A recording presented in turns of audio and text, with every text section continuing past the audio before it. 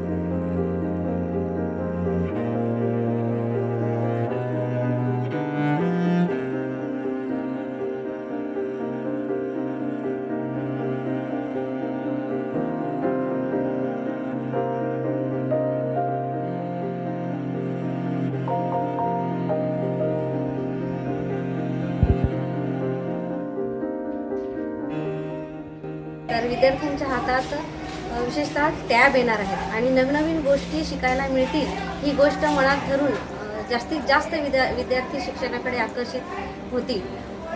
त्यानंतर मुलं आणि मुलींसाठी वेगवेगळे असे वॉशरूमची सोय करून दिली आहे. लेडीजसाठी वेगळं आहे. पहिले थोडं तुटलेलं सारखं होतं, आता नवीन आहे.